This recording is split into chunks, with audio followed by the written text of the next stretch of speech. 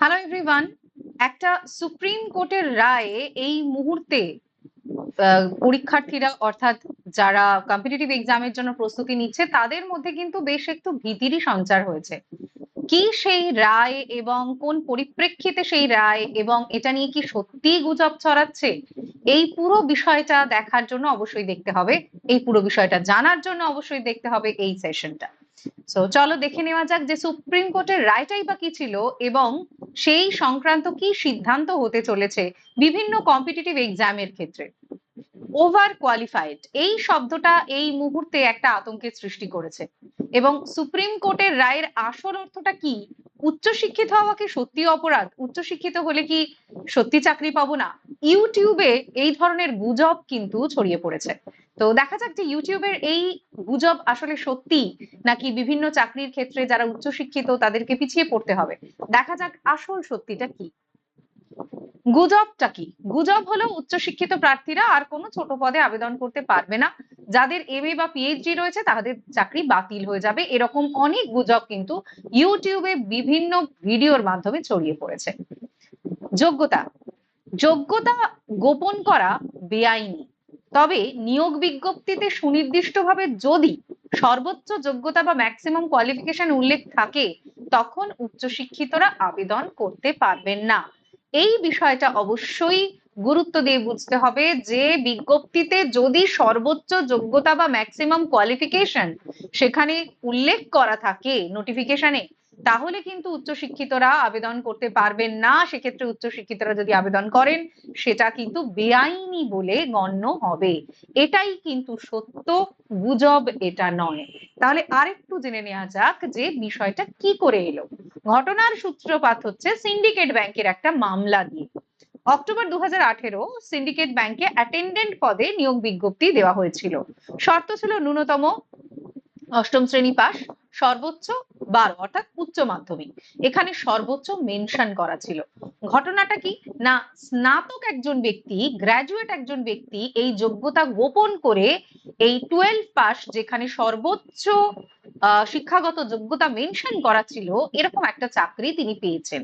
ফলাফল কি না, তিনি এখানে ওভার কোয়ালিফাইড এবং তথ্য গোপন করেছেন। এই দুটো বিষয় সামনে এসেছে। দুটো বিষয় সামনে এসেছে কি কি, যে নোটিফিকেশনে মেনশন থাকা সত্ত্বেও তিনি ওভার কোয়ালিফাইড এবং সেই তথ্য তিনি গোপন করেছেন। তাহলে বোঝা যাচ্ছে যে সিন্ডিকেট ব্যাংকের এই মামলা থেকেই কিন্তু সুপ্রিম কোর্ট একটা সুনির্দিষ্ট রায় দিয়েছে। যাতে কি উচ্চশিক্ষিতদের ক্ষতি হচ্ছে, দেখে নেওয়া যাক যে সত্যি উচ্চশিক্ষিতদের ক্ষতি হচ্ছে কিনা। ম্যাড্রাস হাইকোর্ট থেকে সুপ্রিম কোর্ট, বিষয়টা কি? প্রথমে সিঙ্গেল বেঞ্চ কি রায় দিলেন? প্রার্থীর পক্ষে রায় দিলেন, চাকরি বহাল থাকার নির্দেশ রইল। ডিভিশন বেঞ্চে ব্যাংক কর্তৃপক্ষ পাল্টা আপিল করেছিল। তার পরিবর্তে সুপ্রিম কোর্ট চূড়ান্ত রায় দান করলো এবং সেটা একটা জেনারেল রায়, যে চাকরি বাতিলের সিদ্ধান্ত বহাল রইল। তার কারণ তিনি তথ্য গোপন করেছিলেন, তথ্য গোপন করা সম্পূর্ণ বেআইনি এবং সর্বোচ্চ যোগ্যতার কথা যেখানে বলে দেওয়া হয়েছিল সেটা কিন্তু তিনি মানেননি। সুপ্রিম কোর্টের এই যে রায় দেশের সমস্ত চাকরির জন্য বহাল হতে চলেছে, তার মূল নির্দেশটা তাহলে কি? তথ্য গোপন নয়। আবেদনের সময় বা ইন্টারভিউতে আপনার যে সর্বোচ্চ শিক্ষাগত যোগ্যতা সেটাকে গোপন করা যাবে না। এটা কিন্তু বেআইনি। অর্থাৎ আপনি যদি এইচএস লেভেলের কোন একটি চাকরির জন্য যাচ্ছেন ইন্টারভিউ দিতে এবং সেখানে আপনি কেবল আপনার হাই সেকেন্ডারি সার্টিফিকেট প্রেজেন্ট করছেন, আপনি বলছেন না যে আপনি গ্র্যাজুয়েট, অথচ আপনি গ্র্যাজুয়েট, এটা কিন্তু তথ্য গোপন করা। হ্যাঁ, এইচএস লেভেলের চাকরির জন্য আপনি যাচ্ছেন যেখানে সর্বোচ্চ যোগ্যতা বা সর্বোচ্চ শিক্ষাগত যোগ্যতা মেনশন করা ছিল না, অথচ আপনি গ্র্যাজুয়েট হয়ে সেখানে আবেদন করেছেন, করতেই পারেন কারণ সেখানে মেনশন করা ছিল না। এক্ষেত্রে তথ্য গোপনের বিষয়টা আসে না। সর্বোচ্চ সীমার বাধ্যবাধকতা, নিয়োগ বিজ্ঞপ্তিতে যদি ম্যাক্সিমাম কোয়ালিফিকেশন এই কথাটা উল্লেখ থাকে তবেই উচ্চতর ডিগ্রিধারীরা সেই পদের যোগ্য হবেন না। এক্ষেত্রে যদি ম্যাক্সিমাম কোয়ালিফিকেশনের উল্লেখ না থাকে তাহলে কিন্তু এই সমস্যাটা তৈরি হচ্ছে না। এই নিয়ম কিন্তু ঢালাও ভাবে সব চাকরির জন্য নয়। বিজ্ঞপ্তি যেটা বেরোচ্ছে, নোটিফিকেশন যেটা বেরোচ্ছে, তাতে কিন্তু অনেক সুনির্দিষ্ট শর্ত থাকে এবং সেই সুনির্দিষ্ট শর্তের উপর পুরো বিষয়টা নির্ভরশীল। সুতরাং এটা চাকরি টু চাকরি বিষয়টা কিন্তু ভ্যারি করছে। বিজ্ঞপ্তির যে শর্তগুলো সেগুলোকে প্রথমে আমাদের ডিকোড করতে হবে। মিনিমাম কোয়ালিফিকেশন এবং ম্যাক্সিমাম কোয়ালিফিকেশন এটা কি বলতে চলেছে? ন্যূনতম যোগ্যতা প্রায় 100% সরকারি চাকরিতেই থাকে। এরকম কোনো সরকারি চাকরি নেই যে যেখানে ন্যূনতম যোগ্যতার উল্লেখ করা নেই। যেমন কমপক্ষে মাধ্যমিক পাস, কমপক্ষে 8 পাস। এখানে পিএইচডি থাকলেও আবেদন করা যাবে, কারণ ম্যাক্সিমাম লিমিট এখানে মেনশন করা নেই। সর্বোচ্চ যোগ্যতা খুব সামান্য কিছু নির্দিষ্ট চাকরিতে দেওয়া হয়, যেমন সর্বোচ্চ উচ্চ মাধ্যমিক পাস বা সর্বোচ্চ স্নাতক। এখানে গ্রাজুয়েট বা উচ্চশিক্ষিতরা আবেদন করতে পারবেন না যদি সর্বোচ্চ মাধ্যমিক পাস হয়। আর যদি সর্বোচ্চ মাধ্যমিক পাস হয় সেখানে উচ্চ মাধ্যমিকও কিন্তু অ্যাপ্লাই করতে পারবেন না। তার কারণ এখানে ম্যাক্সিমাম কোয়ালিফিকেশন মেনশন করা আছে। যেখানে ম্যাক্সিমাম কোয়ালিফিকেশন মেনশন করা আছে সেখানে আমরা এই নিয়ম মানতে বাধ্য, বাকিগুলোর ক্ষেত্রে আমরা এই নিয়ম মানতে বাধ্য নই। ঠিক আছে? এই রায়ের পেছনে ভীষণ রকমের একটা যৌক্তিকতা আছে। কেমন? যেমন এটা খুব একটা সামাজিক নিয়ম যে পুকুরে বড় মাছ যেমন ছোট মাছকে খেয়ে ফেলে, তেমনি উচ্চশিক্ষিতরা নিম্ন পদের চাকরিতে এলে কম শিক্ষিতরা এখানে বঞ্চিত হয়ে যায়। পিয়ন বা গার্ডের পদে একজন এমএ পাস প্রার্থীর থেকে একজন অষ্টম শ্রেণী পাস যে প্রার্থী রয়েছেন তিনি ইন্টারভিউতে পিছিয়ে পড়বেন, কারণ এটা বুঝে নিতে হবে যে যিনি এমএ পাস করেছেন তার শিক্ষাগত যোগ্যতায় এবং তার পার্সোনালিটিতে তিনি অনেকখানি এগিয়ে যাবেন। আর্থিক বা সামাজিক কারণে যারা উচ্চশিক্ষা নিতে পারেননি তাদের কাজের সুযোগ কিন্তু কমছে এবং কমে যাবে এই অরাজকতার কারণে, এবং এখানে সামাজিক ন্যায় বিচার কিন্তু ব্যাহত হবে। সুতরাং এটা টোটালি একটা সোশিও ইকোনমিক ব্যালেন্স তৈরি করার জন্য। কি বললাম? টোটালি একটা সোশিও ইকোনমিক ব্যালেন্স তৈরির জন্য এই রায় কোনোভাবেই উচ্চশিক্ষিতদের পিছিয়ে দেওয়া হবে না। এই যে গুজব চারিদিকে ছড়িয়ে পড়েছে সেই বিষয়ে খুব ভালো করে জেনে আমাদের বুঝতে হবে, কোনো রকম প্যানিক করা চলবে না। এই প্রসঙ্গে একটা কথা বলি যে ন্যায্য যে প্রতিযোগিতা তার ছবিটা কি? অষ্টম শ্রেণী পাস এই যোগ্যতায় আমাদের হয়তো 10টা কি 20টা চাকরির রাস্তা খোলা আছে, কিন্তু স্নাতক বিএমএ প্রার্থীদের ক্ষেত্রে 100টা চাকরির রাস্তা খোলা আছে।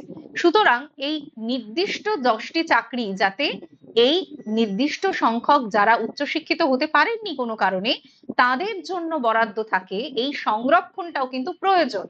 এই সংরক্ষণটা একদম জাস্টিফাইড এবং এই সংরক্ষণের জন্যই এই নিয়মটা করা হচ্ছে, তাও যদি বিজ্ঞপ্তিতে মেনশন করা থাকে ম্যাক্সিমাম কোয়ালিফিকেশন তবেই, তাছাড়া কিন্তু নয়। এই জায়গাটায় আমাদের কনফিউশন তৈরি হচ্ছে। মাত্র 1% বা তার কম চাকরিতে সর্বোচ্চ যোগ্যতার উল্লেখ থাকে, এটা সব থেকে ভালো করে বুঝতে হবে। সরকারি চাকরি যেমন SSC, PSC, school service, panchayat সর্বোচ্চ যোগ্যতার কোনো শর্ত থাকে না, সর্বনিম্ন মিনিমাম কোয়ালিফিকেশনের শর্ত থাকে। সুতরাং এটা ভাবার কোনো কারণ নেই যে আমি উচ্চশিক্ষিত হয়েছি, আমি পিএইচডি করেছি, তাই আমি আর স্টাফ সিলেকশনে গ্রাজুয়েট লেভেলে বসতে পারবো না। এবং এই যে প্যানিকটা ছড়িয়েছে বা আমি পিএসসি পরীক্ষায়, আমি এমএ পাস, আমি পিএসসি পরীক্ষায় বসতে পারবো না, এই ধরনের প্যানিক করার কিন্তু কোনো রিজনই নেই, এই ধরনের প্যানিক করার কোনো কারণ নেই। এবং সুপ্রিম কোর্টের রায়ে খুব সুনির্দিষ্টভাবে বিষয়টা বলা হয়েছে, এতে প্যানিক করার কোনো কারণ নেই। সুতরাং এই যে গুজবটা চারিদিকে ছড়িয়ে পড়ছে এটা কিন্তু একেবারেই গুজবই, আর কিছুই নয়। সাধারণত ব্যাংকিং সেক্টরে মাত্র কয়েকটি নিম্ন পদের নিয়োগে সর্বোচ্চ যোগ্যতার উল্লেখ থাকে, যেমন আরবিআই গ্রেড বি তে থাকে, আরবিআই অফিস অ্যাসিস্ট্যান্টে থাকে, আরবিআই অফিস অ্যাটেন্ডেন্টে থাকে। সুতরাং বিজ্ঞপ্তি যখন আমরা পড়বো, যখন নোটিফিকেশন পড়বো, তখন ম্যাক্সিমাম এডুকেশন কোয়ালিফিকেশন এটা উল্লেখ আছে কিনা খুব ভালো করে আমরা দেখে নেব। তাহলে আশা করি এই অ্যানালিটিক্যাল বিষয়ে সবাই বুঝতে পারছো যে উচ্চশিক্ষা কিন্তু মোটেই এখানে অভিশাপের প্রসঙ্গ নয়। যেখানে আমরা নিশ্চিন্তে আবেদন করতে পারবো সেই জায়গাগুলো কি? যেমন স্কুল সার্ভিস, স্টেট, বিএড এর সাথে এমএড বা পিএইচডি তোমার থাকতেই পারে, কোনো সমস্যা নেই তাতে। তোমার এমএড আছে বলে তুমি হাই হাই করছো অথবা পিএইচডি আছে বলে ভীষণ দুঃখ পাচ্ছ যে আমি বুঝি এবার আর এসএসসি তে বসতে পারবো না বা আমি বুঝি আর টেট দিতে পারবো না, এটা ভাবার কোনো কারণ নেই। প্রশাসনিক ও পুলিশ যেমন WBCS, PSC, পুলিশ, তুমি MA পাস, এগুলো তো ন্যূনতম গ্রাজুয়েট লেভেলের পরীক্ষা। তো সেই গ্রাজুয়েট লেভেলে PSC, HS লেভেলের পরীক্ষা যদি হয়, তাহলে তুমি কি সেই পরীক্ষায় বসতে পারবে না? গ্রাজুয়েট হলে নিশ্চয়ই বুঝতে পারবে। তার কারণ এখানে ম্যাক্সিমাম লিমিট দেওয়া থাকে না, এবং রেলওয়ের অধিকাংশ ক্ষেত্রেই আবার আপার লিমিট থাকে না, অধিকাংশ ক্ষেত্রে আপার লিমিট থাকে না। অর্থাৎ সমস্ত সরকারি চাকরির যদি আমরা পার্সেন্টেজ করি, মাত্র 1%-এ এই লিমিটটা থাকে, বাকি কিন্তু থাকে না। সুতরাং এই বিষয়টাকে সম্পূর্ণভাবে গুজব হিসাবেই কনসিডার করতে হবে। চাকরি প্রার্থীদের কাছে কিন্তু 3টে নিয়ম একদমই মানতে হবে। বিজ্ঞপ্তি খুঁটিয়ে পড়তে হবে, আবেদনের আগে সর্বোচ্চ যোগ্যতার কোনো শর্ত আছে কিনা সেটা দেখে নিতে হবে। ইন্টারভিউয়ারের কাছে কোনো কিছু লুকোলে চলবে না, সর্বোচ্চ ডিগ্রি লুকোলে চলবে না, সততা বজায় রাখতে হবে। তা না হলে চাকরি পাওয়ার পরে কিন্তু কি করতে হবে? সমস্যায় পড়তে হবে, যেটা বর্তমানে এই যে সিন্ডিকেট ব্যাংকের ক্ষেত্রে হলো, এই ধরনের সমস্যায় পড়তে হতে পারে, সেটা খুব ভয়ানক সমস্যা। তার আগে ইন্টারভিউয়ারের কাছে যদি বিষয়টা ক্লিয়ার হয়ে যায়, তাহলে এই সমস্যাটা তৈরি হবে না। ইউটিউবের বিভিন্ন থাম্বনেলে চমকের জন্য বিভিন্ন প্যানিক সৃষ্টি করা হয়, কিন্তু এই ধরনের প্যানিকে কান দেওয়ার কোনো দরকার নেই। আসল সত্যিটা হলো এই যে উচ্চশিক্ষিতদের কাজের জায়গা, উচ্চশিক্ষিতদের চাকরির জায়গা যেমনটা ছিল তেমনই আছে।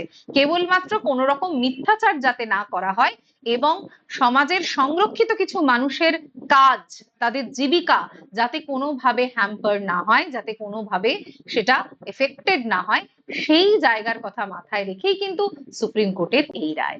আশা করি এই সেশনে এই পুরো বিষয়টা ক্লিয়ার হলো যে উচ্চশিক্ষিতদের প্যানিক করার কোনো দরকার নেই, তাদের চাকরির জায়গা একেবারেই সুরক্ষিত আছে। Thank you. এই ধরনের আরো বিভিন্ন বিষয় যেটা নিয়ে তোমাদের মধ্যে প্যানিক সৃষ্টি হতে পারে, অথবা বিভিন্ন নোটিফিকেশন এবং নিয়মিত ক্লাসের জন্য অবশ্যই সাবস্ক্রাইব করে রাখতে হবে text book super coaching. Thank you everyone.